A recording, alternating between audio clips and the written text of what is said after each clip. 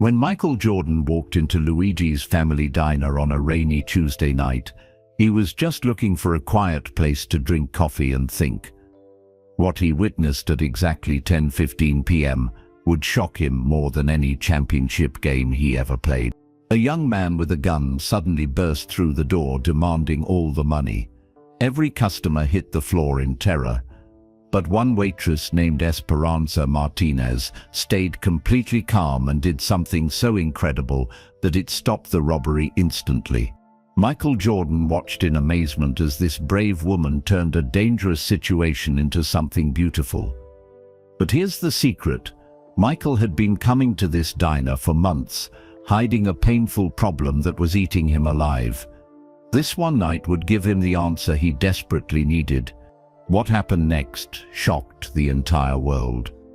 The basketball legend made a decision so generous that it reached the President of the United States and changed millions of lives forever. What did this ordinary waitress do that left Michael Jordan speechless? And what was the dark secret that made him reward her in a way that nobody could have imagined? Before diving into this amazing true story, make sure to hit that like button and comment where you're watching from. Now let's discover how one act of kindness changed everything. The rain drummed against the windows of Luigi's family diner like tiny fingers tapping on glass. Each drop caught the yellow light from inside and slid down slowly, making wavy lines that looked like tears. Esperanza Martinez squeezed the wet cloth in her hands and wiped down table number 4 for the third time tonight. Her back ached from bending over tables all day. Her feet felt heavy in her old sneakers. But she kept moving, kept smiling, kept working. The clock on the wall said 9:30 p.m. Only 30 more minutes until closing time. Then she could finally go home to her small apartment, where her mother Rosa waited with warm soup and worried eyes. "Another coffee, honey?" Esperanza asked the old man sitting at table 2. His name was Mr. Peterson, and he came in every Tuesday night to read his newspaper and drink black coffee. "Please," he said with a kind smile. "You work too hard, young lady." Esperanza poured the coffee carefully, making sure not to spill a drop. "Hard work never hurt anyone, Mr. Peterson." "Maybe not, but you should have fun sometimes too. You're only 24. She smiled but didn't answer. Fun was something other people had. Esperanza had responsibility.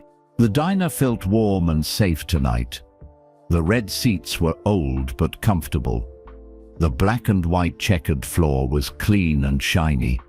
The smell of fresh coffee and apple pie made everything feel like home. At table 6, a young couple shared a chocolate milkshake with 2 straws. They whispered to each other and giggled softly. Esperanza remembered being their age once, before everything changed. Near the counter, a truck driver named Dave ate his dinner slowly. He always ordered the same thing: meatloaf, mashed potatoes, and green beans. He always left a $5 tip, even though his meal only cost $8. "How's your daughter doing at college?" Esperanza asked as she refilled his water glass. Dave's face lit up. "She's doing great. Made the dean's list again. I'm so proud of her." "You should be. You raised a smart girl. Thanks to you remembering to ask." Not many people care about an old trucker's family. Esperanza touched his shoulder gently. "Everyone's family matters, Dave." She walked back to the counter and started wiping down the coffee machine. Her movements were smooth and practiced. She had been working at Luigi's for 2 years now, ever since her father died in the car accident. Before that, life had been different. Her father worked at the factory and made good money. Her mother stayed home and cooked big dinners. Esperanza went to community college and dreamed of becoming a teacher. Then everything fell apart in one terrible night. Now her mother was too sick to work. The heart problems started right after they lost Dad. The doctor said it was stress, but Esperanza knew it was really a broken heart. Her younger brother Carlos was 16 and still in high school. He was smart, really smart. He wanted to be a doctor and help people, but college cost money they didn't have. So Esperanza worked. She worked at the diner from 6 a.m. to 3 p.m. Then she worked at the grocery store from 4 p.m. to 10 p.m. Sometimes she picked up extra shifts when people called in sick. The money barely covered their rent, food, and her mother's medicine. There was nothing left over for Carlos's dreams or her own, but she never complained. Not out loud anyway. The bell above the door chimed, and Esperanza looked up from the coffee machine. A tall man walked in wearing a Chicago Bulls jacket and a baseball cap pulled low over his face. He looked around the diner slowly, like he was checking to make sure it was safe. "Sit anywhere you like," Esperanza called out. "I'll be right with you." The man nodded and walked to the back corner booth. He slid in with his back to the wall, facing the door. Esperanza thought that was strange, but she had learned not to judge people by their habits. She grabbed a menu and walked over to his table. Up close, she could see he was probably in his 30s. His hands were big and looked strong. There was something familiar about his voice when he spoke, but she couldn't place it. "What can I get you tonight?" she asked with her best waitress smile. "Just coffee and a piece of pie. Whatever kind you recommend." "The apple pie is fresh. Made it myself this afternoon." "Perfect." As Esperanza walked away, she felt the man watching her. Not in a scary way, more like he was curious about something. She had gotten good at reading people over the past 2 years. This man didn't feel dangerous, just lonely maybe. She brought him his order and set it down carefully.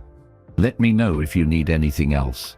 "Actually," he said, "can I ask you something?" "Sure." "Do you like working here?" Esperanza paused. It was an odd question from a stranger. "I like helping people. And Mr. Luigi is a good boss. He gave me a job when I really needed one. Long hours though. Long hours pay the bills." She studied his face under the baseball cap. "Are you a reporter or something?" The man laughed, a rich, warm sound. "No, nothing like that. I admire people who work hard. My parents always taught me that honest work is the most important thing in the world." "Your parents sound wise." They were. Esperanza started to walk away, but the man spoke again. "Long night?" he asked kindly. She turned back with a tired but real smile. "Every night's long when you're working for your dreams." Something in the man's expression changed. He sat up straighter and really looked at her face, like he was seeing her for the first time. "What dreams?" he asked softly. Esperanza glanced around the diner. Mr. Peterson was still reading. Dave was finishing his pie. The young couple was getting ready to leave. No one needed her attention right now. "I want to go back to school someday. Become a teacher. Help kids learn that they can be anything they want to be, no matter where they come from." The man nodded slowly. "That's a good dream." "Someday," Esperanza said again, but this time her voice was quieter. Someday felt very far away. She walked back to the counter and started organizing the sugar packets. It was busy work, but it kept her hands moving. Movement helped her not think too much about all the things she wanted, but couldn't have. The rain kept falling outside. The diner stayed warm and bright. Everything felt normal and peaceful. Esperanza had no idea that in exactly 45 minutes, her entire life would change forever. She had no idea that the quiet man in the corner booth was about to witness something that would shock him more than any basketball game he had ever played. All she knew was that it was Tuesday night, she was tired, and she had 15 more minutes until she could lock up and go home to her family. Just another ordinary night at Luigi's family diner. Or so she thought. At exactly 10:15 p.m., the bell above the diner door didn't just chime, it crashed like a warning bell. The door slammed open so hard it bounced off the wall. A young man stumbled inside, breathing heavy like he had been running. Rain dripped from his dark hoodie onto the clean floor. Esperanza looked up from counting the money in the register. Something cold crawled up her spine. This wasn't a regular customer looking for coffee and pie. The young man's face was hidden in the shadow of his hood. But his eyes, she could see his eyes. They were wild and scared and desperate all at once. "We're still open," Esperanza said carefully. Her voice stayed calm, even though her heart started beating faster. "Would you like to sit down?" The young man didn't answer. He stood by the door for a long moment, like he was thinking about running back outside. His hands shook at his sides. Mr. Peterson looked up from his newspaper. Dave stopped eating his pie. The man in the Bulls jacket in the corner booth slowly put down his coffee cup. Everyone could feel it. Something was very wrong. "Please," the young man said, his voice cracking. "Please, I don't want to do this." "Do what?" Esperanza asked gently. She took a small step toward him, not away. "What don't you want to do?" "I need..." The young man's voice broke. "I need the money. All of it." The words hung in the air like smoke from a fire. Mr. Peterson's newspaper rustled as his hands started shaking. Dave pushed his plate away slowly. The man in the corner booth didn't move, but his eyes never left the scene. "Okay," Esperanza said softly. "We can talk about that. But first, why don't you take off that wet hoodie? You must be cold." The young man stared at her like she had spoken in a different language. "Did you hear me?" he asked louder. "I said I need the money." "I heard you," Esperanza replied, "but you also said you don't want to do this, so let's figure out what you really need." That's when the young man reached into his jacket pocket. Everyone in the diner froze. He pulled out a gun. Old and rusty, but still a gun. His hand shook so hard the weapon wobbled in the air. "Oh no," Mr. Peterson whispered. "Please don't hurt anyone," Dave said quietly. But Esperanza didn't back away. She didn't scream. She didn't dive for cover like every movie and TV show said she should. Instead, she looked at the young man's face. Really looked at it. Under the hood, she could see he was maybe 19 or 20. His skin was pale and thin. Dark circles surrounded his eyes like he hadn't slept in days. His lips were dry and "What's your name?" she asked. The question surprised him so much he almost dropped the gun. "What? Your name? What should I call you?" Why does that matter?" "Because you're a person, not just someone with a gun. And people have names." The young man's mouth opened and closed like a fish. No one had ever asked him that during a robbery before. Then again, he had never tried to rob anyone before tonight. "Marcus," he said without thinking. Then he looked angry at himself for answering. "Hi Marcus, I'm Esperanza. Now, when was the last time you ate something?" Marcus blinked hard. "What kind of question is that?" "A good one. You look hungry. Really hungry." She was right. Marcus's face was thin and hollow. His clothes hung loose on his body like they used to fit better. The gun in his hand seemed too heavy for his skinny arms.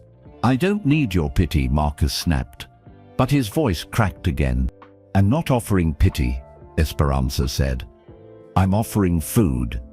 Real food." "When did you last have a real meal?" Marcus stared at her.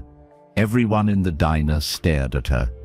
This was not how robberies were supposed to go. 2 days, Marcus whispered. "Maybe 3. I don't remember." Esperanza's heart broke a little. She thought about her brother Carlos, who was about the same age as Marcus. She thought about how scared Carlos would be if he was desperate enough to point a gun at strangers. "Okay," she said. "Here's what we're going to do. I'm going to make you a sandwich. The best sandwich in Chicago. You can eat it while I get the money ready. Does that sound fair?" "Are you crazy?" Marcus asked. "Maybe," Esperanza admitted with a small smile. "But crazy can be good sometimes." She moved slowly toward the kitchen area behind the counter. Marcus followed her with the gun. but he didn't try to stop her. "What kind of sandwich do you like?" she asked, as she pulled out bread. I don't care. Anything. Ham and cheese, okay?" "Make a really good ham and cheese." Marcus nodded, still looking confused. The man in the bull's jacket watched everything with wide eyes. He had his phone in his hand, ready to call for help. But something made him wait. Something about the way Esperanza was handling this made him curious to see what would happen next. Esperanza built the sandwich like she was making it for Carlos. Good ham, real cheese, fresh bread. She added pickles and mustard and cut it in half diagonally. "Here," she said, sliding the plate across the counter. "Eat this. Then we'll talk about what you really need." Marcus looked at the sandwich like it was made of gold. "Why are you being nice to me?" he asked. "I'm robbing you." "No," Esperanza said gently. "You're asking for help. There's a difference." Marcus picked up half the sandwich with his free hand. He took a bite, then another. His eyes closed for a moment. "Good?" Esperanza asked. "Really good," Marcus admitted. "Thank you." "You're welcome. Now, while you eat, can you tell me why you need the money?" "The real reason." Marcus took another bite, then set the sandwich down. His hand holding the gun dropped to his side. "My little sister," he said quietly. "She's sick. Really sick. The medicine costs more money than I make in a month. I lost my job last week. I don't know what else to do." The diner was completely quiet except for the rain on the windows. "How old is your sister?" Esperanza asked. 8. "Her name is Jasmine. She loves to draw pictures of flowers and butterflies." Esperanza felt tears in her eyes. She thought about her own family, about how far she would go to help them. "What's wrong with her?" "Something with her lungs. The doctor says she needs surgery soon, or..." Marcus couldn't finish the sentence. In the corner booth, the man in the bull's jacket leaned forward. He was listening to every word now. "I tried everything," Marcus continued. "I applied for jobs everywhere. I asked for help from churches and charities. But nobody wants to hire someone with a record. And the waiting lists for help are months long. Jasmine doesn't have money." "You have a criminal record?" Esperanza asked without judgment. "Stupid stuff when I was younger. Shoplifting. Mostly. I was trying to help my mom buy food. But now no one will give me a chance." Marcus finished the sandwich and wiped his eyes with his sleeve. "This doesn't change anything," he said, raising the gun again. "I still need that money. Jasmine needs her medicine." "I understand," Esperanza said, "and you can have the money. But Marcus, this isn't going to solve your problem. There's maybe $200 in that register.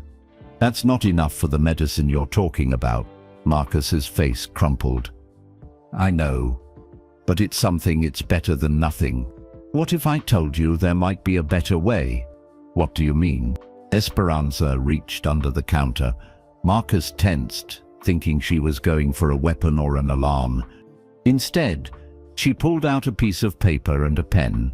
"I'm going to give you something more valuable than the money in that register," she said. "What?" "Hope." And that's when the man in the bull's jacket decided he had seen enough. He stood up from his booth and took off his baseball cap. Everyone in the diner gasped. Marcus nearly dropped his gun, because the man walking toward them was someone everyone in Chicago recognized. Someone whose face was on posters and trading cards and television screens across the world. Someone who knew exactly what it felt like to want to help your family more than anything else. The revelation would change everything that happened next. The gun in Marcus's hand clattered to the floor. Not because someone grabbed it or threatened him, but because his fingers went completely numb with shock. Standing in front of him was Michael Jordan. The Michael Jordan, 6-time NBA champion. The greatest basketball player who ever lived. The man whose poster hung on bedroom walls across the world. "No way," Marcus whispered. "No way this is real." Mr. Peterson dropped his newspaper completely. Holy cow, he breathed. Dave the truck driver sat with his mouth hanging open. I knew that voice sounded familiar, but Esperanza just looked confused. She glanced back and forth between Marcus's shocked face and the tall stranger. "I'm sorry," she said politely. "Should I know who you are?" Everyone in the diner turned to stare at her in amazement. "You don't recognize me?" Michael asked, surprised. No. "Should I?" Esperanza replied honestly. "You seem very nice, but I don't really watch much TV or follow sports. I work too much to keep up with that stuff." Michael started laughing. Not a mean laugh, but a delighted one. "You really have no idea who I am?" "I'm sorry. I feel like I should, but..." Esperanza shrugged apologetically. "Don't apologize," Michael said, still smiling. "That's actually refreshing." He turned to Marcus, who was still staring like he'd seen a ghost. "Marcus, right? Pick up that gun, son. But check something first." Marcus bent down with shaking hands and picked up the weapon. Michael nodded toward it. "Look at the barrel. Tell me what you see." Marcus examined the gun carefully. His face went red with shame. It's not real. It's a toy. I painted over the orange tip to make it look real." "So you never intended to actually hurt anyone?" "Never," Marcus said quickly. "I just thought if people believed it was real, they'd listen to me. I was desperate, but I'm not a killer." Michael nodded. "I believe you. Now what I want to know is why this young lady here risked her life to help you." He gestured toward Esperanza, who was still wiping down the counter like nothing unusual was happening. "She offered you food instead of giving you the money right away. She asked about your sister. She treated you like a human being instead of a criminal." "Why do you think she did that?" Marcus looked at Esperanza with wonder. "I don't know. No one's ever been that nice to me during the worst moment of my life." "I do know," Michael said. "I've been watching her work for months." "Months?" Esperanza asked, surprised. "I come here sometimes late at night when I need to think. I always sit in that back booth and wear this cap so people don't recognize me. This place is peaceful, quiet. It helps me clear my head." Michael walked closer to the counter. "But about 3 months ago I started noticing you, Esperanza. At first I just thought you were a good waitress. Then I realized you were something much more special." "I don't understand," she said. "Do you remember the night about a month ago when the homeless man came in? It was raining hard, just like tonight." Esperanza nodded slowly. "Mr. Henry, he comes in sometimes when the weather's bad. You gave him hot soup and bread. When he tried to leave without paying, you told him it was on the house. But I saw what really happened." Esperanza's cheeks turned pink. "What do you mean?" "I saw you take money out of your own tip jar to pay for his meal. You didn't want him to feel like charity, so you made it look like the restaurant was covering it. But it was your own money." The diner was completely silent except for the rain. "I saw you do it again 2 weeks later with a young mother whose credit card got declined. And again last week with the teenager who was 50 cents short for his dinner."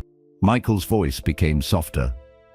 "I started coming here not just for the quiet, but to watch you work. I wanted to understand how someone could be so kind when they clearly needed help themselves." Marcus stared at Esperanza. "You really do that? Help people with your own money?"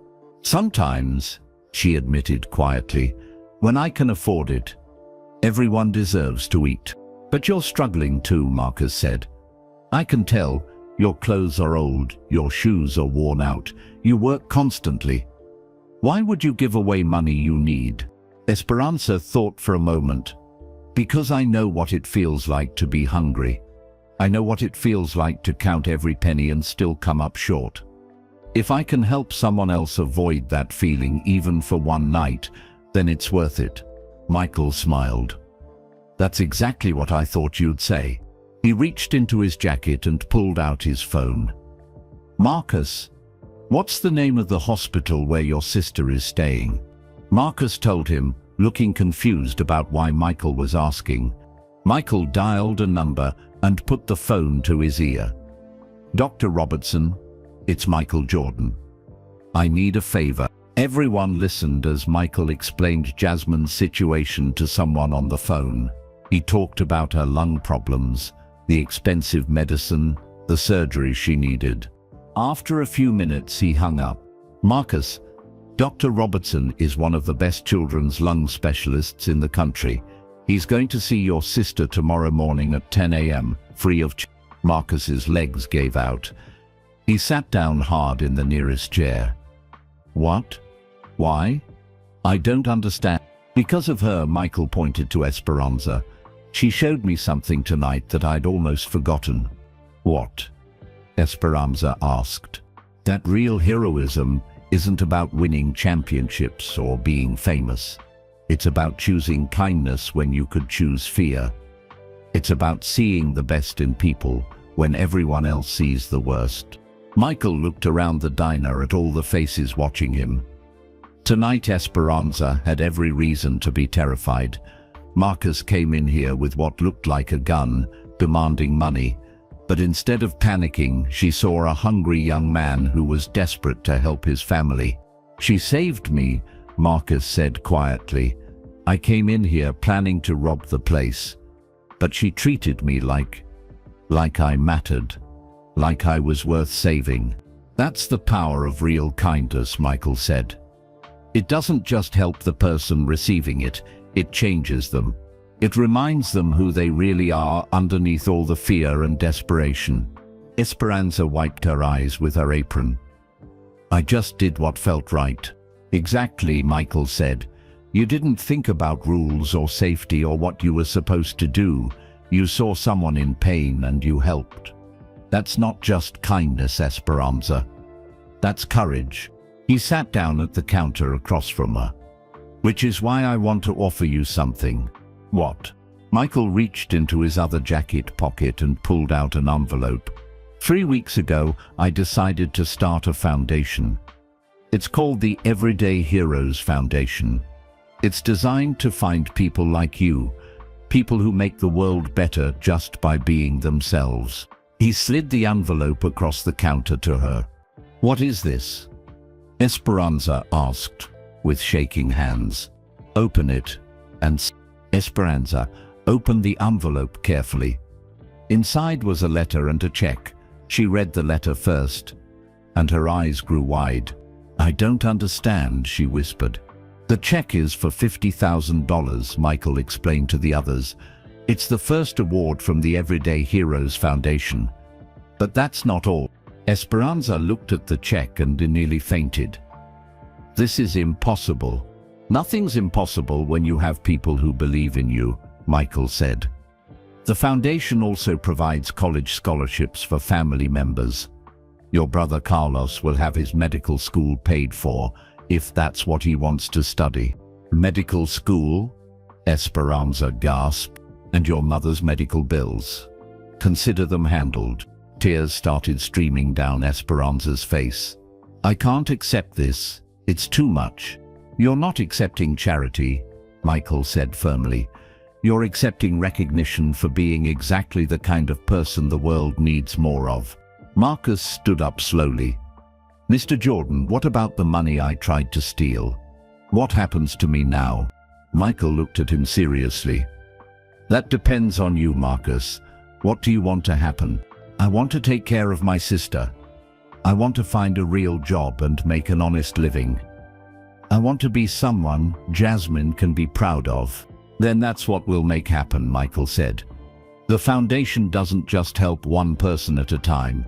It helps entire families get back on their feet." He looked around the diner one more time. "Tonight, all of you witnessed something special. You saw someone choose love over fear, hope over despair. And because of that choice, 2 families are going to have completely different futures." 3 families, Mr. Peterson spoke up quietly. "What do you mean?" Michael asked. The old man smiled. "Watching this tonight reminded me what real goodness looks like. I'm going to call my son tomorrow, We haven't spoken in 5 years over some stupid argument.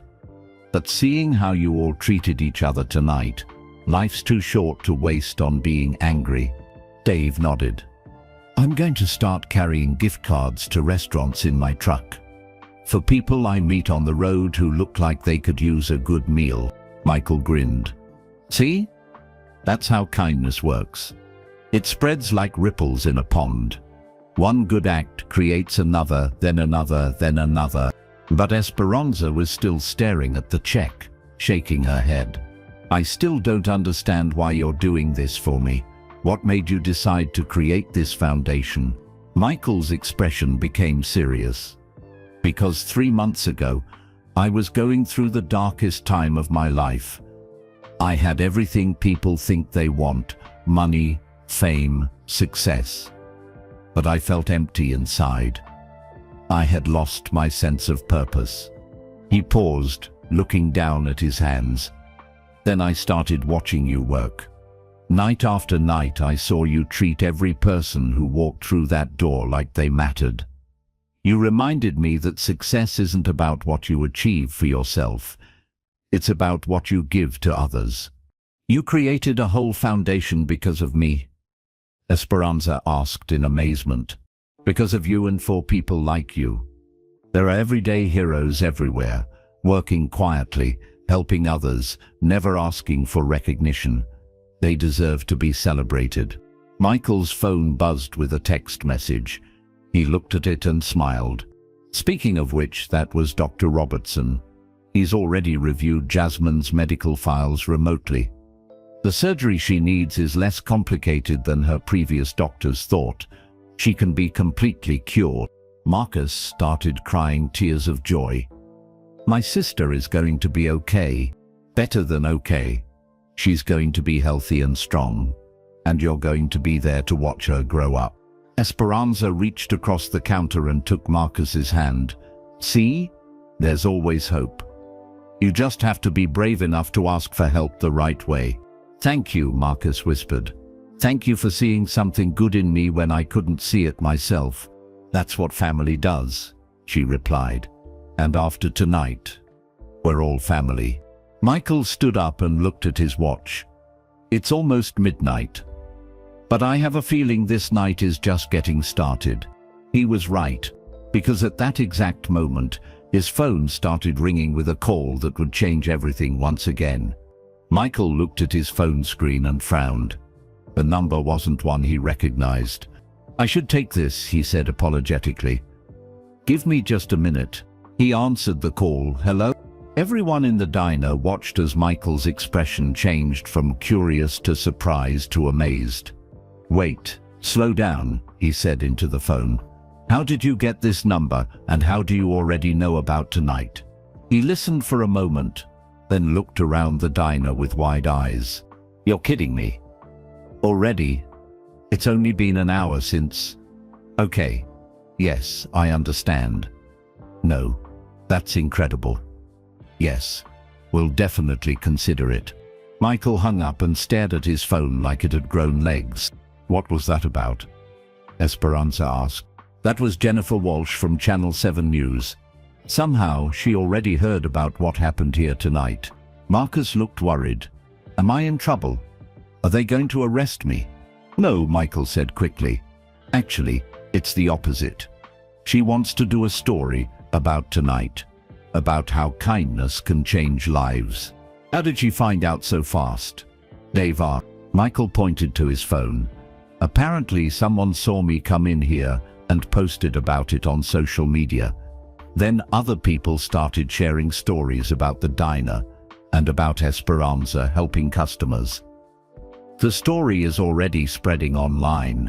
Esperanza looked nervous. "I don't want to be on TV. I look terrible. I've been working all day." "You look perfect," Michael said.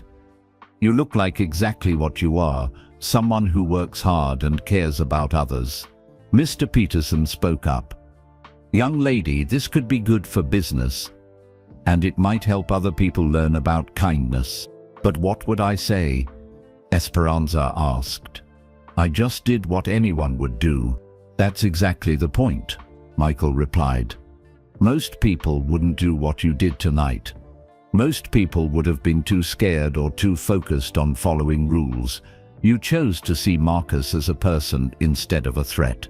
Marcus nodded. She saved my life tonight, not just my sister's life, but mine too.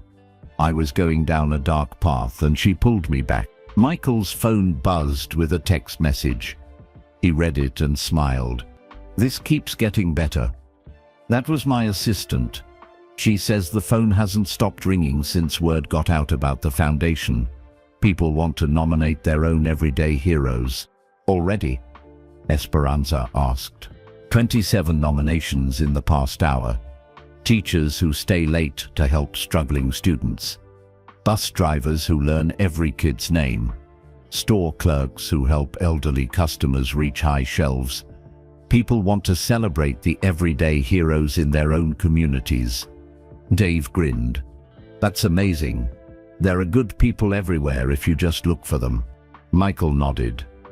That's exactly what we're hoping to prove. He looked at Esperanza seriously. But here's the thing. The foundation needs someone to run it. Someone who understands what it means to work hard and help others.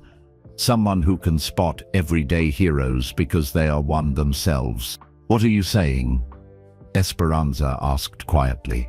I'm offering you a job, running the Everyday Heroes Foundation, finding people like yourself and giving them the recognition and resources they deserve. Esperanza's mouth fell open. Me, run a foundation, but I'm just a waitress. You're not just anything, Michael said firmly. You're someone who sees the best in people. You're someone who gives away your own tip money to help strangers. You're someone who offers food to someone threatening to rob you. But I don't know anything about running a foundation. I'll teach you. We'll hire experts to help with the business side. But the heart of the foundation, finding and helping everyday heroes, that requires someone with your instincts. Marcus looked excited. You should do it, Esperanza. You could help so many people. Think about it, Michael continued. Instead of helping one customer at a time, you could help hundreds of people across the country, families like yours and Marcus's, who are struggling but trying to do the right thing. Esperanza was quiet for a long moment. She looked around the diner, at the tables she had wiped down thousands of times, at the coffee machine she knew how to operate with her eyes closed, at the customers who had become like family to her. What about this place? She asked. What about Mr. Luigi? He gave me a chance when no one else would. Mr. Luigi will always be part of this story, Michael said. In fact, I'd like this diner to be our first community partner. A place where people can come when they need help, not just food. Community partner? We'll train restaurant owners and staff to recognize when customers need more than a meal. We'll create a network of safe places where people can ask for help without feeling ashamed. Mr. Peterson raised his hand like he was in school. Can other businesses join too? I own a small hardware store. I'd love to be part of something like this. Absolutely, Michael said. The goal is to create a network of everyday heroes helping other everyday heroes. Dave nodded enthusiastically. I drive through dozens of small towns every week. I could be like a messenger, connecting people who need help with people who can provide it. Now you're getting it, Michael said with a big smile. This isn't just about giving money to people. It's about creating connections, building communities, reminding people that we're all in this together. Esperanza wiped her eyes with her apron. This is all happening so fast. This morning I was worried about paying rent. Now you're talking about me running a national foundation. I know it's overwhelming, Michael said gently. But sometimes life changes quickly. The question is, are you brave enough to take the leap? What about Carlos? What about my mom? If I take this job, will I still be able to take care of them? Esperanza, Michael said seriously. This job will allow you to take better care of them than you ever could working 2 jobs and barely sleeping. Plus, you'll be doing work that matters. work that could change thousands of lives. Marcus spoke up. If it wasn't for you, my sister would still be dying and I'd be on my way to jail right now. You have a gift for helping people. You should use it. But what if I fail? What if I'm not good enough? Michael laughed. Esperanza, you just talked an armed robber out of committing a crime by offering him a sandwich. I'm pretty sure you can handle anything. His phone rang again. This time he recognized the number. Dr. Robertson, what's the update on Jasmine? Michael listened for a moment. Then his face lit up. That's incredible. Yes, I'll tell him right away. He hung up and looked at Marcus. Your sister is doing better than expected. Dr. Robinson reviewed her case with his team. They can do the surgery this Friday, and she'll be completely cured. Marcus started crying again. This Friday? Really? Really? And Marcus, there's something else. Dr. Robinson was so moved by your story that he's starting a fund at the Children's Hospital for other kids who need surgery but can't afford it. He's naming it the Jasmine Hope Fund. Michael continued. Your little sister is going to help save other children's lives. The diner erupted in cheers and applause. See, Michael said to Esperanza, this is what happens when good people work together. One act of kindness creates a ripple effect that touches lives you'll never even meet. Esperanza looked around at all the faces watching her. Marcus, whose life had been transformed in one night. Mr. Peterson, who was planning to call his estranged son. Dave, who wanted to help strangers on the highway. Michael, who had found his purpose again by watching her work. Okay, she said quietly. Okay, I'll do it. Everyone cheered again. But, she continued, I have one condition. What's that? Michael asked. Marcus gets to be part of the foundation too.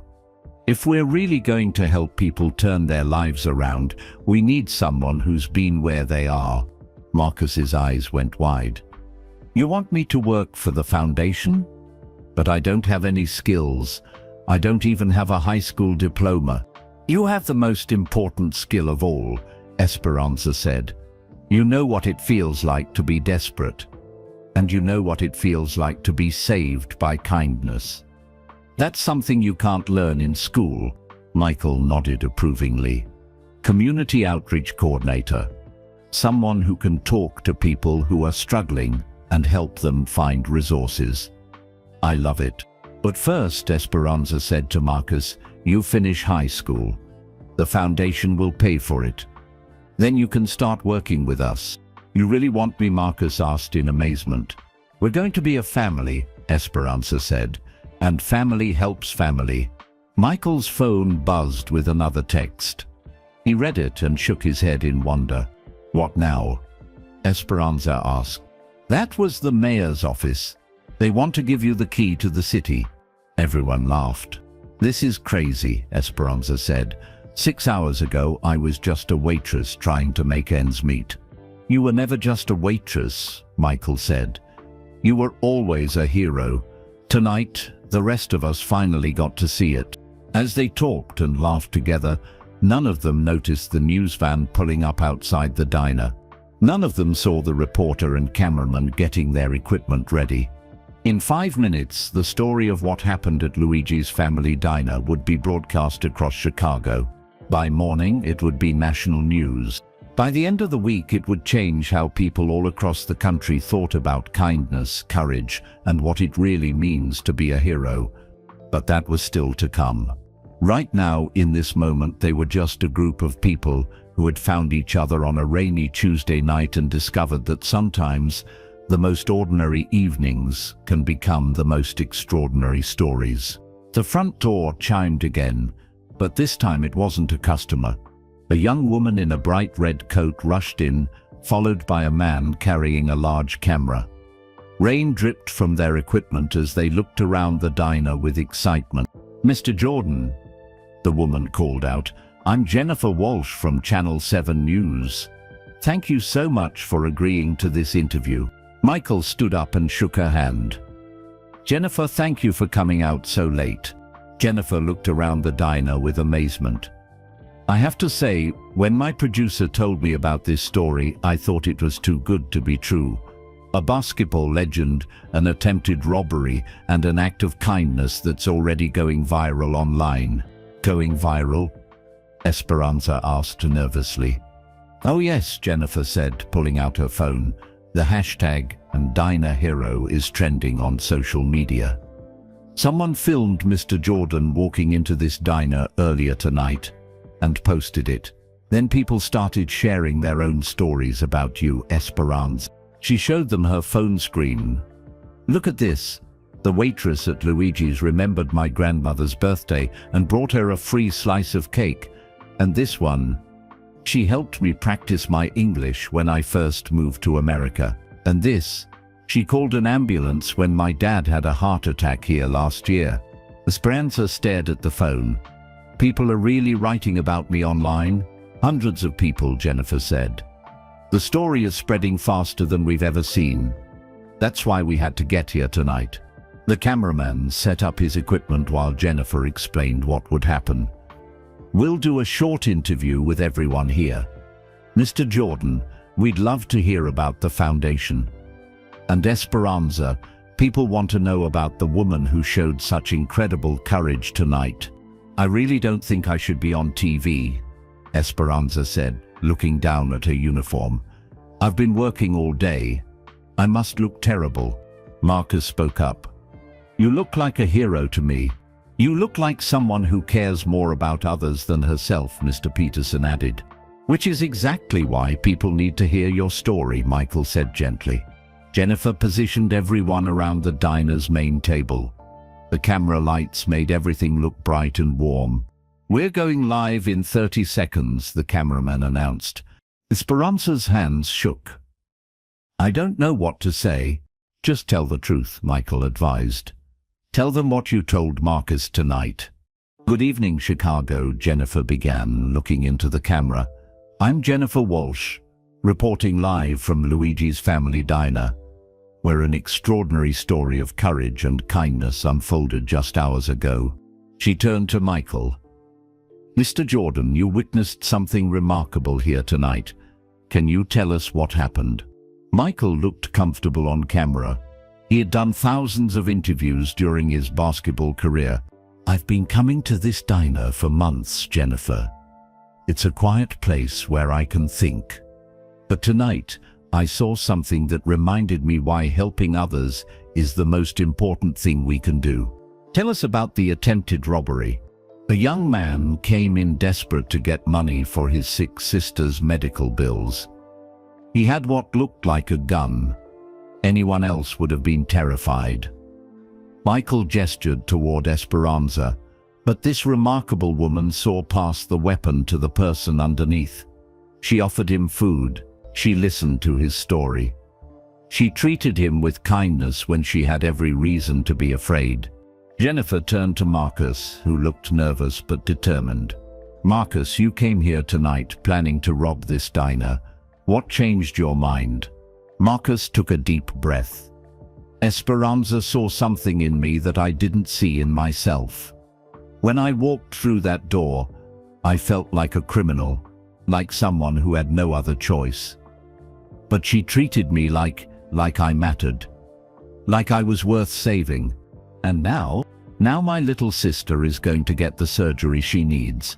I'm going back to school, and I'm going to work with the foundation to help other people who feel as lost as I did tonight. Jennifer looked amazed. That's incredible. Esperanza, what was going through your mind when Marcus walked in? Esperanza looked directly into the camera, her nervousness disappearing as she found her voice. I saw a young man who reminded me of my brother Carlos, someone who was scared and desperate but not bad. I thought about how I would want someone to treat Carlos if he ever got into trouble. You risked your life to help a stranger. I didn't think about the risk. I just thought about the person. Everyone deserves to be treated with kindness, especially when they're at their lowest point. Mr. Jordan, tell us about this foundation you've created. Michael leaned forward excitedly. The Everyday Heroes Foundation is designed to find people like Esperanza, people who make the world better through small acts of kindness. Tonight, she became our first recipient and our new director. Esperanza will be running the foundation, finding everyday heroes in communities across the country and giving them the resources to expand their impact. Jennifer turned back to Esperanza. How does it feel to go from waitress to foundation director in one night? Esperanza smiled. Overwhelming but exciting. I've always wanted to help people. Now I'll be able to help people help other people. It's like kindness multiplying. We understand there's already been an incredible response online. That's right, Michael said. In just the past few hours, we've received over 100 nominations for Everyday Heroes. Teachers, nurses, store clerks, volunteers. People are recognizing the helpers in their own communities. Mr. Peterson spoke up from his seat. This young lady has been helping people in this neighborhood for 2 years. It's about time the world noticed. Dave nodded. She makes everyone feel important. Rich or poor, young or old. She treats everyone the same. Jennifer looked thoughtful. This seems to be about more than just one foundation. You're talking about changing how people see kindness and heroism. Exactly, Esperanza said, gaining confidence. Real heroes aren't just people who do big famous things. Real heroes are the people who choose kindness every single day. The teacher who stays late to help a struggling student. The neighbor who checks on elderly people during storms. The bus driver who learns every child's name. And tonight proved that those small acts of kindness can literally save lives, Michael added. Jennifer nodded. Speaking of saving lives, Marcus. How is your sister doing? Marcus's face lit up. Jasmine is going to have her surgery this Friday. She's going to be completely cured. And the doctor was so inspired by our story that he's starting a fund to help other kids who need surgery but can't afford it. The Jasmine Hope Fund, Jennifer said. One little girl's story inspiring help for many others. That's the power of hope, Esperanza said. When you give it to one person, it spreads to everyone around them. The cameraman signaled that they had 2 minutes left. Before we wrap up, Jennifer said, what message do you want to send to people watching tonight? Esperanza looked directly into the camera. Look around your community. There are people everywhere who need help, and people everywhere who want to help. Sometimes all it takes is someone brave enough to make the first move. And, Marcus added, if you're struggling, if you feel like you have no choices left, ask for help. There are good people everywhere who want to lift you up, not tear you down. Michael finished their message.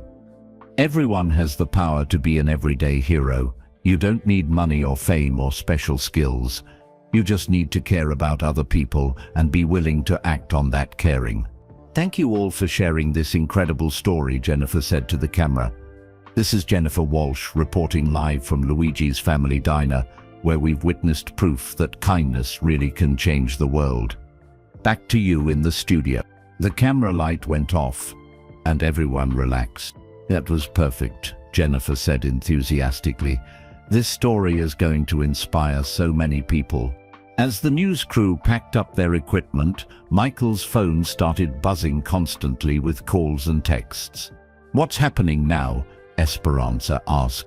Michael looked at his phone with amazement. The interview was broadcast live online too.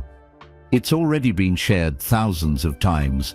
And he paused, reading a text message. The White House just called. The White House, everyone said at once.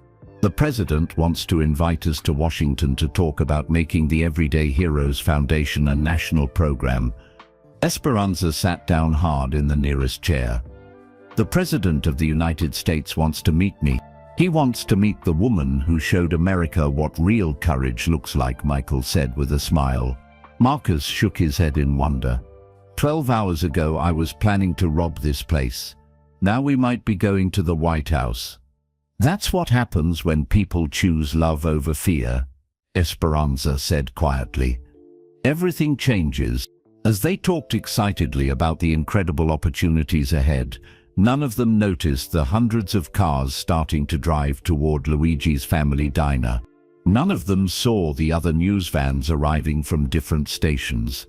None of them realized that by morning this small diner would be the most famous restaurant in America.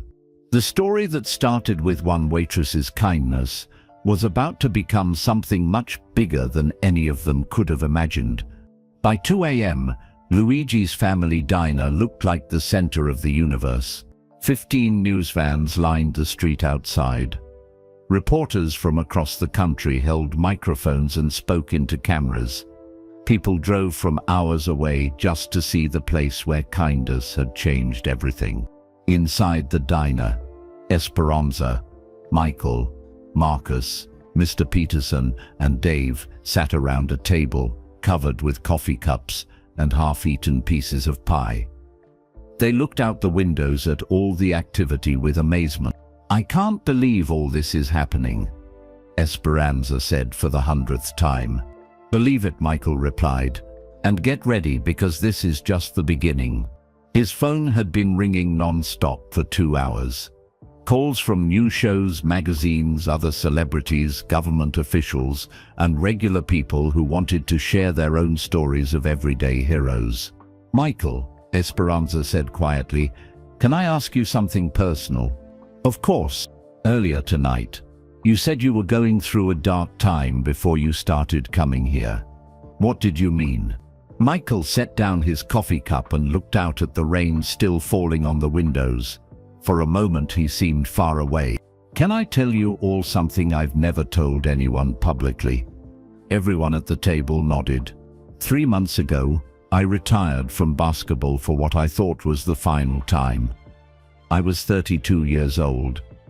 At the peak of my career, with more money and fame than I knew what to do with. I should have been happy. He paused, his voice becoming quieter, but I felt completely empty inside. Like nothing I had accomplished mattered anymore. Marcus leaned forward. "But you won 6 championships. You're considered the greatest player of all time." "That's exactly the problem," Michael said. "When your whole identity is built around being the best at something, what happens when that something ends? Who are you when you're not playing basketball?" Esperanza understood immediately. "You felt lost, more than lost." "I felt useless. Basketball was everything to me. Without it, I didn't know who I was or what my purpose was." Mr. Peterson nodded. "I felt the same way when I retired from teaching. For 40 years I was Mr. Peterson, the history teacher. Then suddenly, I was just nobody." "Exactly," Michael said. "I had everything people think they want, but I felt like my life had no meaning. I started having trouble sleeping. I'd drive around Chicago at night, just thinking about whether anything I'd done really mattered." Dave whistled softly. "I never would have guessed. You always seemed so confident." "That's the thing about success," Michael said. "People see the trophies and the money, but they don't see the person inside wondering if they have any value beyond what they can do." He looked directly at Esperanza. "That's how I found this place. I was driving around one night about 3 months ago, feeling sorry for myself, and I saw the lights on here. I came in just to have somewhere quiet to sit." "And you kept coming back," Esperanza said. "At first, just for the peace and quiet. But then I started watching you work, and slowly I began to understand something important." "What?" "That real success isn't about what you achieve for yourself. It's about how you treat other people, how you make them feel, how you use whatever gifts you have to make the world a little bit better." Michael's eyes grew brighter as he talked. "I watched you give your own tip money to customers who couldn't pay. I watched you remember everyone's names and stories. I watched you treat the businessman in the expensive suit exactly the same as the homeless man with no money. That's just treating people with respect. Esperanza said. No, it's much more than that. You see the best in people, even when they can't see it themselves. Like you did with Marcus tonight. Marcus nodded. She saved my life by seeing something good in me when I felt like the worst person in the world. That's when I realized what I wanted to do with the rest of my life, Michael continued. I wanted to find people like you and give them the resources to help even more people. I wanted to create something that would matter long after anyone remembered my basketball career. So you really did create the foundation because of me, Esperanza asked. Because of you and inspired by you. Watching you work reminded me that the most important victories happen off the court. They happen when someone chooses kindness over fear, when someone sees potential instead of problems, when someone gives hope to another person who has lost it. Esperanza wiped her eyes. I had no idea you were watching me all those nights. I was learning from you, Michael said. Every night I came here, I saw you do something that reminded me what really matters in life. His phone buzzed with another call. This time he looked at the screen and his eyes got wide. Who is it now? Dave asked. Oprah Winfrey, Michael said in amazement. Oprah wants to talk to us. Esperanza gasped. Michael answered the call. Hello? Yes, this is Michael Jordan. Yes, I saw the interview tonight too. What? Really? That would be incredible. He listened for several minutes, occasionally saying yes, or that's amazing, or I can't believe it. Finally, he hung up and looked at everyone with the biggest smile they'd seen all night. What did she say? Marcus asked eagerly. She wants to have us on her show next week. All of us, to talk about the foundation and everyday heroes.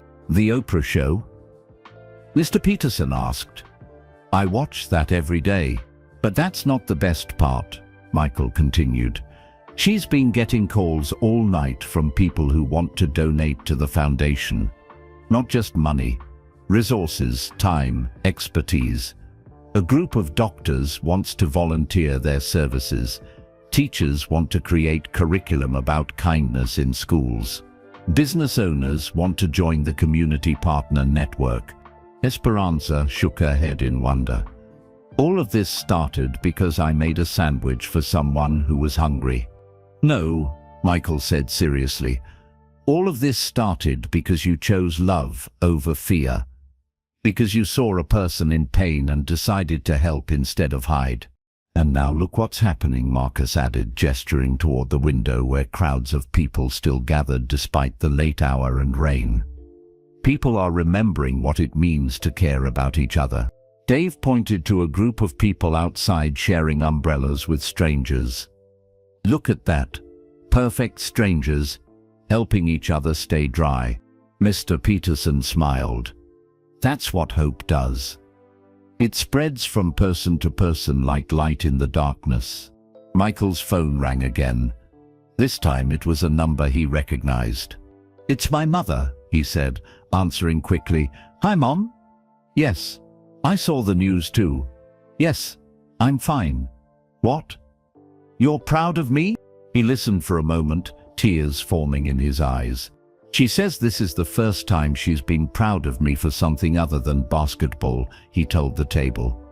She says tonight I became the man she always hoped I would be. That's beautiful, Esperanza said.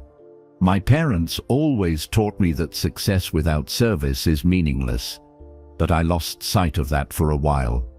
Tonight, watching you handle that situation with Marcus, I remembered who I was raised to be. He looked around the table at all of them. You know what the amazing thing is? 3 hours ago, we were all strangers. Marcus was desperate and alone. I was famous but lost. Esperanza was working 2 jobs just to survive. Mr. Peterson and Dave were just regular customers. And now, Dave asked, now we're family. We're partners in something that could change how people treat each other all across the country. Marcus raised his coffee cup to Esperanza for seeing the best in all of us. To second chances, Mr. Peterson added, lifting his cup. To everyday heroes everywhere, Dave joined in. To kindness winning over fear, Michael said. Esperanza lifted her cup last. To family. The kind you choose, and the kind that chooses you. They clinked their coffee cups together as the cameras outside continued rolling and people across the country watched the story unfold on their screens. But something was about to happen that would make this incredible night even more amazing. Because at that exact moment, a car pulled up outside the diner. The door opened, and someone stepped out who would provide the final piece of this miraculous puzzle. Someone whose arrival would show them all that when you plant seeds of kindness, you never know how big the garden will grow. The car door slammed shut outside, and through the rain-streaked windows, they could see a figure running toward the diner. The person wore a bright yellow raincoat with the hood pulled up, making it impossible to see who it was. The front door burst open with a jingle of bells, and a young voice called out, "Esperanza! Esperanza! Are you okay?" The figure in the raincoat pushed back the hood, revealing a teenage boy with wet, dark hair and worried eyes. Water dripped from his jacket onto the floor as he looked around frantically. "Carlos!" Esperanza jumped up from the table and rushed to her younger brother. "What are you doing here? How did you get here?" Carlos threw his arms around his sister, holding her tight. "I saw the news on TV. They said there was a robbery at your work. I was so scared something happened to you." "I'm fine.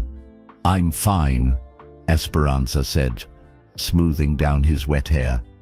"But you shouldn't be out this late, and in this rain. How did you even get here?" "I took 3 buses," Carlos said breathlessly.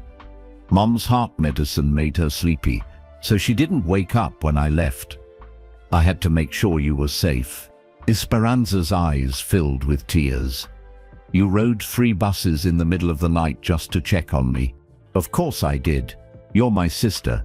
You take care of everyone else, so someone has to take care of you." Michael, Marcus, Mr. Peterson, and Dave watched this reunion with warm smiles. Family love was something everyone could understand. "Carlos," Esperanza said, "I want you to meet some very special people." She led him to the table where everyone was sitting. "This is Mr. Peterson and Dave. They're regular customers who've become like family. This is Marcus. Well, he's got an incredible story that I'll tell you later." Carlos shook hands politely with each person, the way Esperanza had taught him.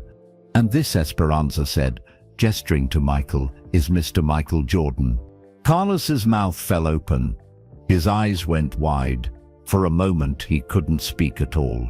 "No way," he finally whispered. "No way. You're really him?" Michael stood up with a big smile and extended his hand. "I'm really him."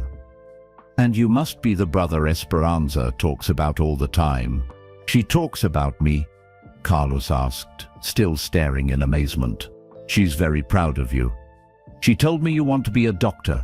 Carlos nodded, still too shocked to form complete sentences. Yes. I mean, have a seat," Michael said kindly. "We've got a lot to tell you." For the next hour, they explained everything that had happened. Carlos listened with growing amazement as they told him about Marcus and his sister, about the foundation, about Michael's job offer to Esperanza. When they finished, Carlos sat in stunned silence. "So let me get this straight," he said slowly. "Marcus came in to rob the diner, but Esperanza made him a sandwich instead. Then Michael Jordan revealed who he was and offered to help Marcus's sister and give Esperanza a job running a foundation." "That's exactly right," Dave said with a chuckle. "And now we might go to the White House?" "Possibly," Michael confirmed. Carlos looked at his sister with pure admiration. "Esperanza, you're amazing. But then again, I always knew that." "What do you mean?" she asked. "Do you remember when I was 10 and I broke Mrs. Garcia's window with a baseball?" Esperanza nodded. "You were so scared you hid in your room for 2 hours. But you went with me to apologize and offer to pay for it with your babysitting money. You taught me that when you make a mistake, you face it and fix it. Carlos turned to the others. She's been teaching me about kindness my whole life. Like when I was 12 and got caught taking that candy bar from the store. Oh no, Marcus said. What happened? Esperanza didn't get mad at me. She asked me why I took it. When I told her I wanted to give it to my friend Maria because her family couldn't afford treats, she gave me $5 and told me to go buy candy for Maria the right way. That sounds like Esperanza, Michael said warmly. Then she made me promise to always find legal ways to help people. She said there's always a right way to do good things if you're brave enough to ask for help. Marcus looked amazed. That's exactly what she told me tonight. She said asking for help isn't giving up, it's being smart. She's been saying stuff like that our whole lives, Carlos continued. When Dad died and everything got hard, she could have been angry or bitter. Instead, she worked twice as hard and somehow stayed positive. Carlos, stop, Esperanza said, embarrassed. No, I'm not stopping. These people need to know who you really are. Carlos stood up like he was giving a speech. My sister has been getting up at 5 a.m. and working until midnight for 2 years. She eats peanut butter sandwiches for dinner so Mom and I can have real meals. She wears the same 3 uniforms over and over so she can buy my school supplies. Tears rolled down Esperanza's cheeks. You noticed all that? Of course I noticed. But here's the thing that really shows who you are. You never once complained. Not once. You never made me or Mom feel bad about needing your help. Mr. Peterson dabbed his eyes with a napkin. That's true sacrifice right there. And she never stopped believing in people, Carlos continued. When my friend Tony got arrested for shoplifting, everyone at school said he was a bad kid. But Esperanza said people aren't good or bad, they just make good or bad choices. She was right. Tony got help and he's doing great now. That's why she was perfect for tonight, Marcus said. She saw past my mistake to the person I really am. Carlos nodded. That's what she does. She sees the best in everyone. Michael had been listening quietly, but now he spoke up. Carlos, can I tell you something? Sure, Mr. Jordan. 3 months ago, I was in a very dark place. I felt like my life had no purpose after basketball ended. But watching your sister work, seeing how she treated every person with kindness and respect, reminded me what really matters in life. Really, she didn't just inspire the foundation, she saved me from losing myself completely. Carlos beamed with pride. She's pretty great, isn't she? The greatest, Michael agreed. Esperanza wiped her eyes and looked around the table. You know what's funny? I always thought I was the one helping other people. But tonight I'm realizing that helping others helped me too. How? Dave asked. Every time I helped a customer or worked extra hours for my family, I felt like I had a purpose, like I mattered, like I was making a difference, even if it was small. It was never small, Marcus said firmly. You changed my whole life with one sandwich and a few kind words. And you changed mine just by being yourself, Michael added. You reminded me that real champions aren't made in sports arenas. They're made in places like this, by people who choose kindness every single day. Carlos suddenly looked concerned. Wait, if you take this foundation job, what happens to our family? Who's going to take care of Mom and me? Esperanza took his hands. Carlos, this job means I can take better care of you and Mom than ever before. No more 18-hour days, no more worrying about rent money. And you know that college scholarship Mr. Jordan mentioned, yeah? That's for you. Full ride to medical school if you keep your grades up. Carlos's eyes filled with tears. You mean I can really become a doctor? You can become anything you want to be, Michael said. Your sister has made sure of that. But what about Mom's medical bills? All taken care of, Michael replied. The foundation covers healthcare for everyday hero families. Carla started crying happy tears. I can't believe this is real. It's real, Esperanza said, hugging him. And you know what the best part is? What? We get to do this together. You, me, Mom. We're going to help families just like ours all across the country. How? By showing people that everyone deserves a chance. That kindness works. That ordinary people can do extraordinary things when they support each other. Marcus nodded. I want to help too. I want to talk to other young people who feel lost like I did. Show them there's always hope. We're all going to help, Mr. Peterson said. This is bigger than any one person now. Dave agreed. It's like Esperanza planted a seed of kindness tonight, and now it's growing into a whole forest. Michael looked around the table at all these amazing people who had found each other on one incredible night. You know what I just realized, he said. What? Everyone asked. Tonight wasn't about me giving Esperanza an opportunity. Tonight was about Esperanza giving all of us the chance to become better people. As they sat together, laughing and crying and planning their future, none of them noticed the news reporter outside getting ready to broadcast one more live update. None of them saw the special guest who had just arrived and was walking toward the diner entrance. The night that had already changed their lives forever was about to get even more miraculous. The diner door opened one more time, but this entrance was different from all the others. An elderly man with silver hair and kind eyes stepped inside, shaking raindrops from his coat. He moved slowly but with dignity, looking around the diner with a gentle smile. Behind him came a middle-aged woman who looked nervous but excited. She carried a large bouquet of flowers and a small gift bag. Excuse me, the elderly man said in a soft voice. I'm looking for a young lady named Esperanza Martinez.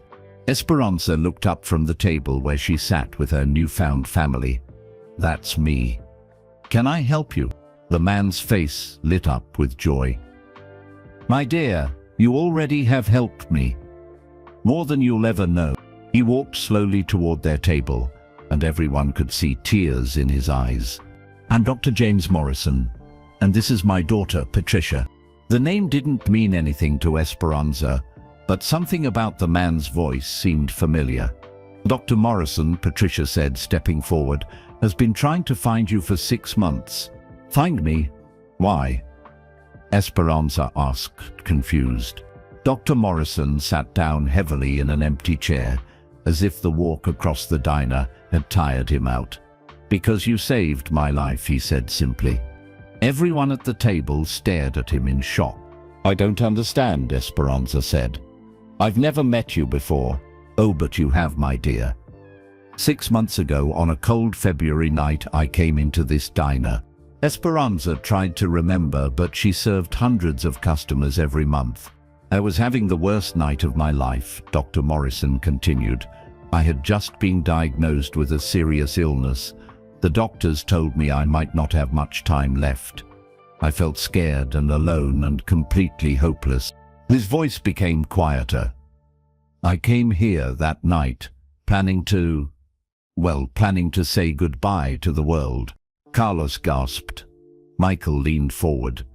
Marcus reached out and touched the old man's arm gently. But then I sat in that booth over there. Dr. Morrison pointed to a corner table. And you came over to take my order. What did I say? Esperanza asked softly. You looked at me and said you look like you could use some comfort food and a friendly ear. Then you brought me hot soup and homemade bread, and you sat with me for a few minutes during your break. Patricia dabbed her eyes with a tissue. Dad came home that night completely changed. You listened to me talk about my fears, Dr. Morrison continued. You didn't judge me or try to fix everything. You just listened, and then you said something that changed my whole perspective. What did I say? You said, every day we're alive is a gift. Even the hard days teach us something important about what really matters. Esperanza remembered now.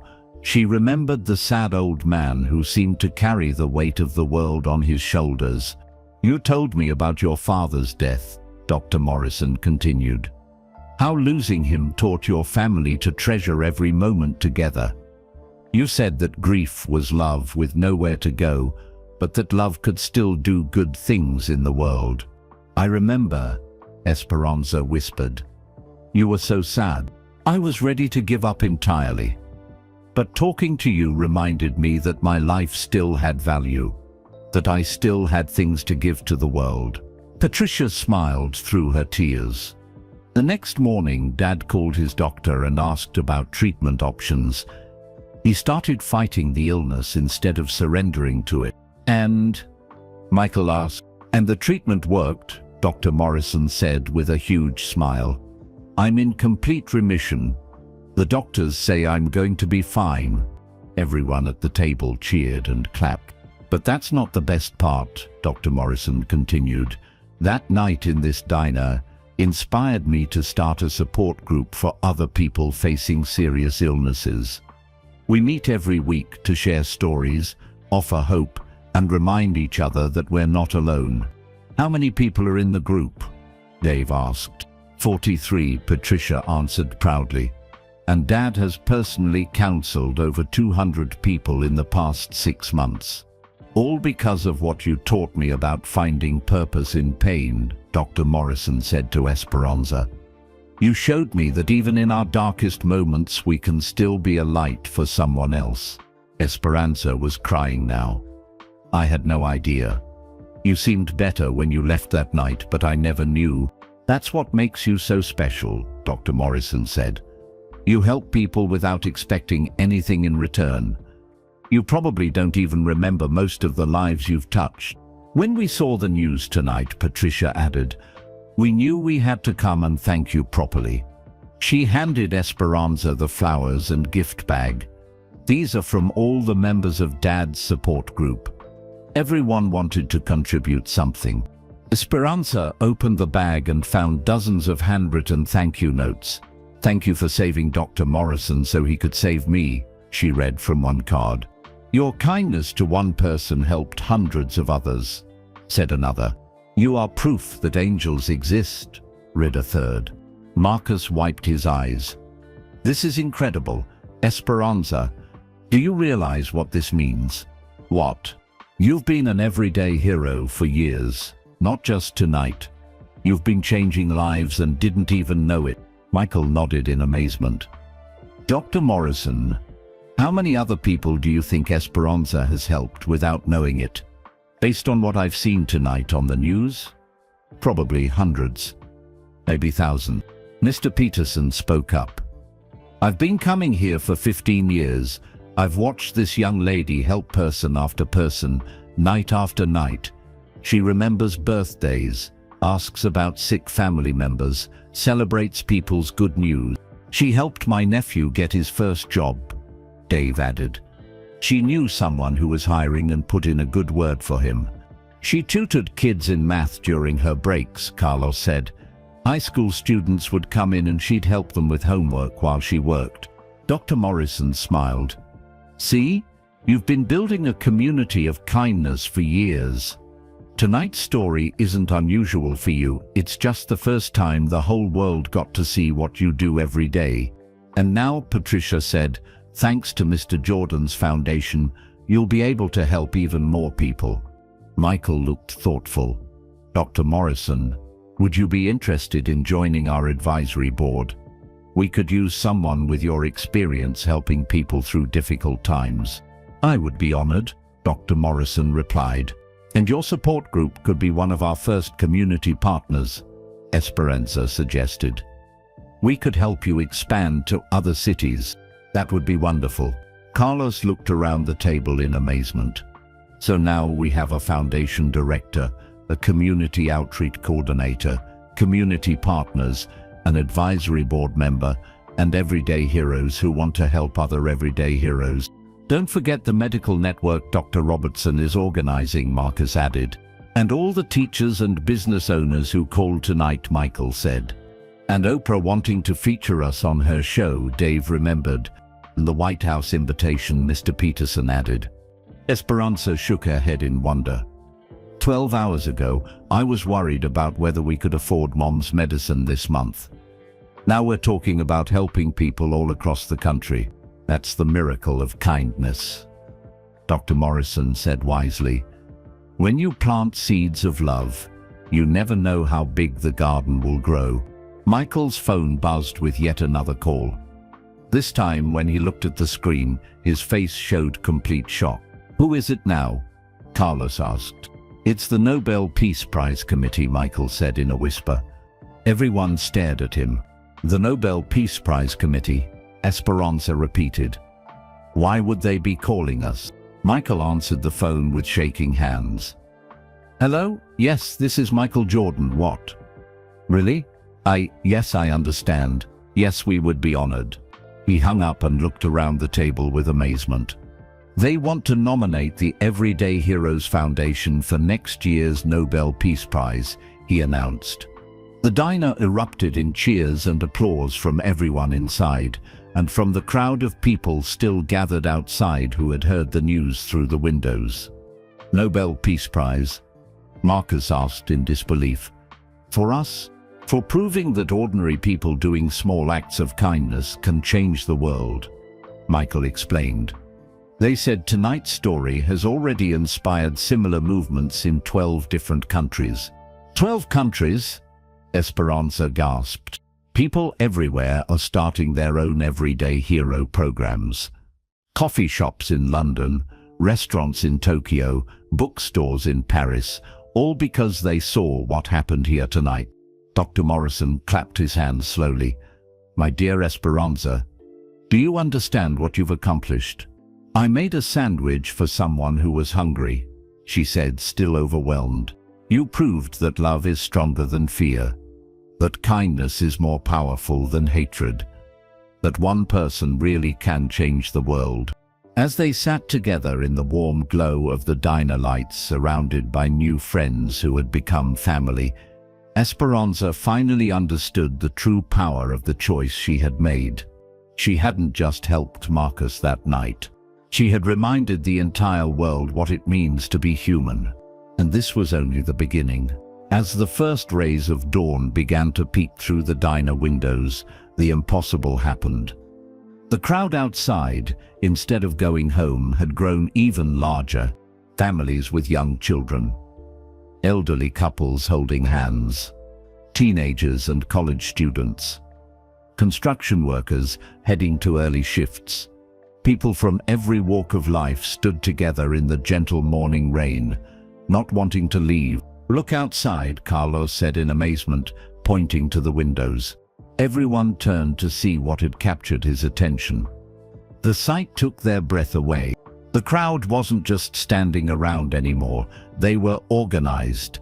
Someone had set up a table with coffee and donuts, giving them away free to anyone who wanted them. A group of teenagers was collecting donations for Marcus's sister's medical fund, even though the surgery was already covered. An elderly woman was handing out homemade cookies. They're helping each other, Esperanza whispered. Just like you taught them, Dr. Morrison said with a smile. Michael's phone buzzed with a text message. He read it and his eyes widened. What now? Dave asked with a chuckle. Close, Michael said. It's my publicist.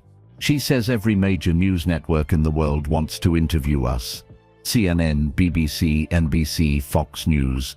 All of them. The whole world? Marcus asked. The whole world. But here's the incredible part. They don't just want to interview us. They want to start their own everyday hero segments. Regular features about ordinary people doing extraordinary things. Patricia, Dr. Morrison's daughter, pulled out her phone. I've been watching social media all night. The hashtag #EverydayHero has been used over 2 million times in the past 6 hours. 2 million times? Esperanza repeated in disbelief. People are sharing stories about their own everyday heroes, teachers, bus drivers, grocery store clerks, neighbors, Everyone has someone who made a difference in their life. She scrolled through her phone, reading examples. Listen to this. My mail carrier noticed I hadn't picked up my mail for 3 days and called for a wellness check. He saved my life when I had a heart attack. And this one. The lunch lady at my school always made sure I had enough to eat when my family was going through hard times. That's beautiful, Mr. Peterson said, wiping his eyes. And look at this, Patricia continued. Restaurants in 12 different countries are starting their own Esperanza programs, safe spaces where people can come for help, not just food. 12 countries already. Carlos asked. England, Canada, Australia, Japan, Germany, France, Italy, Mexico, Brazil, India, South Africa, and Sweden. All because they saw what happened here tonight. Michael shook his head in wonder. Do you understand what this means, Esperanza? You didn't just start a foundation, you started a movement. A global movement, Dr. Morrison added. People everywhere are remembering what it means to care for each other. Dave pointed outside again. And it's not stopping. Look, they watched as more people arrived, but these weren't just curious onlookers. A group of doctors had set up a free health screening station under a tent. Teachers were offering free tutoring to any kids who needed help. A line of volunteers was forming to help elderly people with grocery shopping. They're turning this into a community service event, Marcus observed. Spontaneously, Esperanza said in amazement. Nobody organized this. They're just helping. That's what hope does, Dr. Morrison explained. It's contagious. When people see kindness in action, they want to be part of it. Michael's phone rang again. This time he put it on speaker so everyone could hear. Mr. Jordan? This is President Thompson's Chief of Staff. The President would like to speak with your group this morning if possible. Everyone's jaws dropped. The President wants to talk to us, Carlos squeaked. He's been watching the coverage all night. He wants to discuss making the Everyday Heroes Foundation a national program with government support. Michael looked around the table at his new family. We'd be honored to speak with him. Excellent. We'll call in 1 hour. After hanging up, they sat in stunned silence for a moment. The President of the United States, Mr. Peterson said slowly. I never thought I'd live to see something like this. I never thought making a sandwich would lead to talking to the President, Esperanza admitted. It wasn't just a sandwich, Marcus said seriously. It was hope. It was believing in someone when they couldn't believe in themselves. Patricia looked up from her phone again. The morning news shows are doing live broadcasts from diners all across the country. They're interviewing local everyday heroes in their communities. Really? Dave asked. Chicago, New York, Los Angeles, Dallas, Miami, everywhere. They're finding their own Esperanzas and Marcuses and telling their stories. Michael stood up and walked to the window, looking out at the growing crowd of helpers. You know what's amazing about this, he said. We're not celebrities or politicians or famous people. We're just regular folks who decided to care about each other. And somehow, that's exactly what the world needed to see. And it's working, Carlos added excitedly. Look at all those people outside. They're not just watching kindness happen, they're doing it themselves. Esperanza joined Michael at the window. Together they watched as a young mother helped an elderly man with his walker, as teenagers shared their umbrellas with strangers, as business owners handed out free coffee and pastries. Do you remember what you told me earlier? She asked. Michael softly. What? You said real success isn't about what you achieve for yourself. It's about how you use whatever gifts you have to make the world a little bit better. I remember. Well, look outside. We didn't make the world a little bit better. We made it a lot better. Michael smiled. We didn't do anything, Esperanza. You did. All of this started with your choice to see the good in Marcus. No, she said firmly. All of this started when you decided to create a foundation to help people like me. And when Dr. Morrison chose to keep fighting his illness, and when Marcus chose to ask for help instead of hurting someone, and when Carlos rode 3 buses in the rain to make sure I was safe. She looked around at everyone in the diner. We all chose kindness. We all chose hope. We all chose to believe that people are worth saving. Marcus nodded. And now thousands of other people are making the same choice. Millions, Patricia corrected, looking at her phone. The story has reached over 50 million people worldwide in the past 8 hours. 50 million people, Dave whistled. That's incredible. And every single one of them is learning the same lesson, Dr. Morrison said. That ordinary people can do extraordinary things. That kindness matters. That everyone deserves to be seen and valued. Michael's phone buzzed with yet another notification. This time when he read it, he started laughing. What's so funny? Esperanza asked. It's from the Chicago Tribune. They want to write a book about tonight, but here's the best part. They want to donate all the profits to the foundation. A book about us? Carlos asked in amazement. A book about what happened when good people decided to help each other, Michael corrected. A book about how one waitress reminded the world what heroism really looks like. I still can't believe this is real, Marcus said, shaking his head. It's real, Mr. Peterson said with a warm smile. And it's just the beginning. This foundation, this movement, this community of everyday heroes. It's going to change the world. One act of kindness at a time, Esperanza added. One person at a time, Marcus agreed. One family at a time, Carlos said. One community at a time, Dave joined in. Until the whole world remembers what it means to take care of each other, Dr. Morrison finished. As they sat together watching the sun rise over a crowd of people who had been inspired to help strangers, they knew they were witnessing something historic. Not just the birth of a foundation or the start of a movement, but the moment when humanity remembered its best self. The moment when ordinary people proved that love really is stronger than fear. The moment when a small diner in Chicago became the place where the world learned how to hope again. And in 1 hour they would be talking to the president about taking this message of hope to every corner of America. Exactly 1 hour later, Michael's phone rang with the most important call of their lives. Mr. Jordan, this is President Thompson. I hope I'm not calling too early. Michael put the phone on speaker and set it in the middle of the table. Everyone leaned in, barely breathing. Not at all, Mr. President. We're honored that you called. I've been awake all night watching the coverage of what happened at your diner. I have to say, in my 30 years of public service, I've never seen anything quite like it.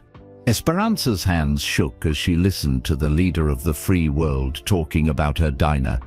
What I witnessed, the president continued, was a perfect example of what makes America great. Not our military or our economy, but our people. People who choose to help each other, especially in difficult times. Thank you, sir, Esperanza managed to say. You must be Esperanza. Young lady, what you did last night reminded our entire nation of something we had almost forgotten. What's that, Mr. President? That real strength comes from lifting others up, not tearing them down. That heroes aren't people with superpowers, they're people with super hearts. Carlos grinned at that phrase. Even the president was talking in a way that made sense to regular people. Mr. President, Michael said, we understand you might be interested in supporting the foundation nationally. More than interested, Mr. Jordan. I want to propose something unprecedented. Everyone exchanged excited glances. I want to create a new government program called the National Everyday Heroes Initiative. We would partner with your foundation to identify and support everyday heroes in every state, every city, every small town across America. That sounds incredible, Dr. Morrison said. Dr. Morrison, I presume? I heard about your support group. That's exactly the kind of program we want to expand nationwide. You know about my support group, sir? By this morning, your story has inspired similar groups to start in 47 cities. People dealing with cancer, depression, grief, addiction. They're all creating communities of hope based on what you began. Patricia squeezed her father's hand proudly. But here's what really excites me about this initiative, the president continued. It's not about the government doing things for people. It's about helping people help each other. How would it work? Marcus asked. Marcus, right? The young man whose life was transformed last night? Yes, sir. Your story, son, shows exactly how this program would work. Instead of just giving people money or services, we would connect them with everyday heroes in their communities, people who've been where they are and found their way through, like a mentorship program. Esperanza asked. Exactly. But bigger than that. We would create a national network where every person in America would have access to someone who cares about their success. Mr. Peterson spoke up. Mr. President, that sounds like what communities used to be like when I was young, when neighbors looked out for each other. That's exactly right, sir. We want to rebuild that sense of community, but on a national scale. Dave raised his hand like he was in school, then remembered the president couldn't see him. Mr. President, what about people like me? Truck drivers who travel all over the country. Ah, Dave. You would be perfect mobile coordinators. People who could connect everyday heroes across state lines, share resources between communities, and help spread successful programs from one place to another. I love it, Dave said with a big grin. Now I have to ask, the president said, would you all be willing to come to Washington next week?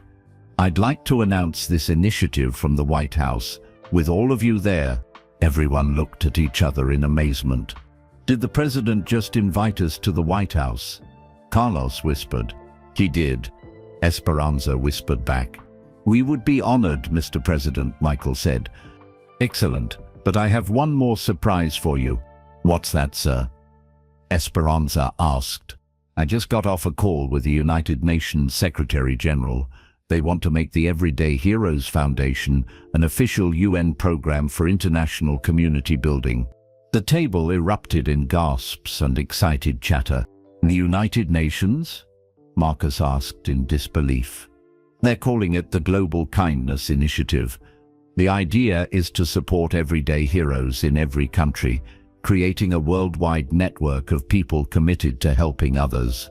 Mr. President, Esperanza said, her voice shaking with emotion, 12 hours ago, I was a waitress worried about paying my mother's medical bills. Now you're talking about a global program. Esperanza, sometimes the most important changes in history start with one person making one good choice. You chose kindness over fear. That choice is now inspiring millions of people around the world. Dr. Morrison leaned toward the phone. Mr. President, what do you think made this story spread so quickly? That's a great question, Doctor. I think people are hungry for real heroes. Not movie heroes or sports heroes, but real people doing real good in the real world. And Esperanza showed them what that looks like, Marcus added. Exactly. She proved that you don't need special powers or fame or money to change the world. You just need to care about other people and be brave enough to act on that caring. Michael looked around the table at all these incredible people who had become his family in one night. Mr. President, when you announce this initiative, what message do you want to send to the American people? That America's greatest strength has always been its people. That we're at our best when we take care of each other. And that every single person in this country has the power to be someone else's hero. That's beautiful, Patricia said, wiping her eyes. It's also true, the president replied. The response to last night's story proves it. In less than 12 hours, people have donated over $2 million to help families like Marcus's. Volunteers have signed up to help in their communities. Teachers are creating lesson plans about kindness. Businesses are starting everyday hero programs. $2 million? Marcus gasped. And that's just the beginning. By next week, I expect we'll see everyday hero programs in every major city in America." Carlos raised his hand again, forgetting the president couldn't see him. "Mr. President, what happens next?" "What happens next, young man, is that all of you become the face of something bigger than yourselves. You become proof that ordinary Americans can do extraordinary things when they work together. Are we ready for that?" Esperanza asked, looking around the table. "I think you've been ready your whole life," the president said kindly.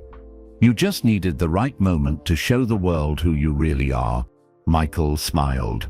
"Mr. President, on behalf of all of us, thank you for believing in this vision.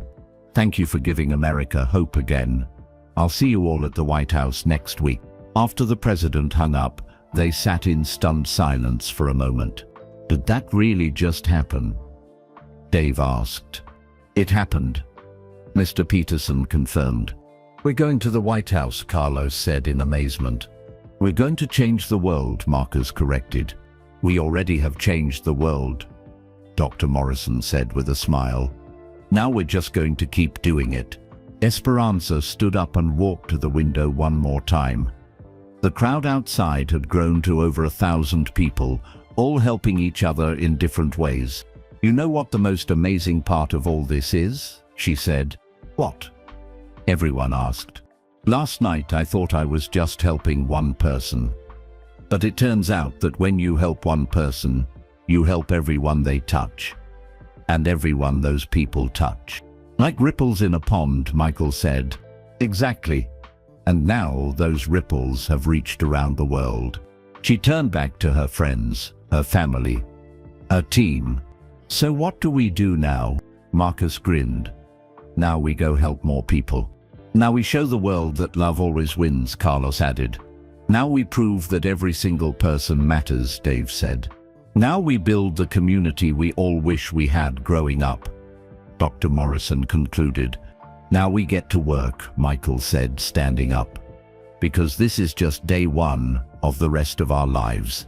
As they prepared to leave the diner that had started it all, Esperanza took one last look around, at the tables where she had served thousands of customers, at the counter where she had listened to countless stories, at the kitchen where she had made the sandwich that changed everything.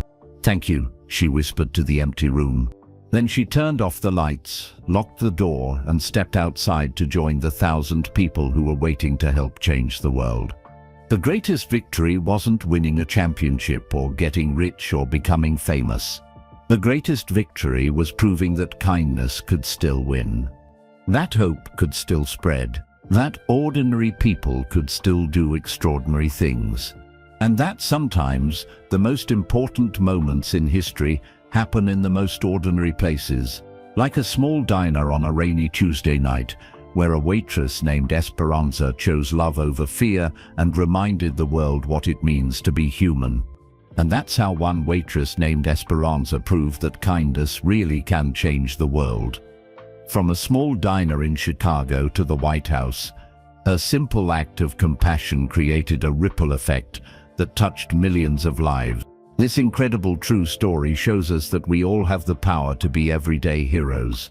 Sometimes the smallest acts of kindness create the biggest changes. We'd love to know, where are you listening from? Drop a comment and tell us your city or country.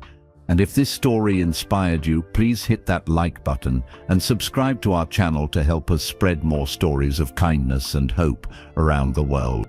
There's another amazing story waiting for you right now. Click on the video appearing on your screen to discover how one person's courage changed everything. Keep spreading kindness, and we'll see you in the next story.